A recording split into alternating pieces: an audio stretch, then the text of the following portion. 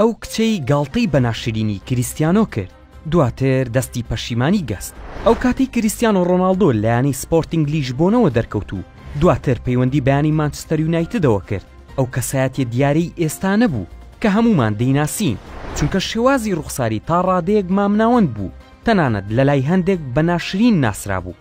هۆکارەکەشی ئەوە بوو هەر جارێک و بە شێوازێکی جیاوازەوە دەردەکەوت کە تەنانەت خۆشی گاڵتەی بەو کارە دەکرد.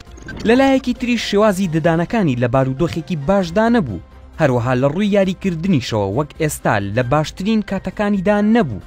لە دەستپێکی یاریکردنی لەگەڵ مان یونایتد کریستیانۆ لە ڕکابەریدا بوو تا جێگای خۆی لە پێکاتەی یانەکەدا بکاتەوە و لەنەوەی یاری سەرەتایدا تەنیا 15 گۆڵی تۆمار کرد.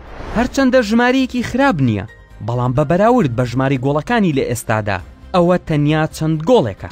لەو کاتەشدا کریستیانۆ لەگەڵ میریشی ڕۆمیرۆی خانمن نمایشکاری پرتوگالی چووە ناو پەیوەندی خۆشەویستیەوە کە 10 ساڵ لە خۆی بەتەمەنتر بوو کە ڕۆناڵدۆ لەو کاتەدا 19 ساڵ بوو.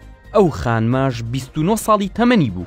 بەڵام سەرڕای ئەوە ڕۆناڵدۆ بەردەوام بوو لە خۆشویستنی و چەند هەفتەیەک بەردەوام بوو، بەڵام زۆری نەخەیاند و ئەو خانمە لە پێناو خۆشەویستە کۆنەکەی وازی لە ڕۆناڵدۆ هێنا.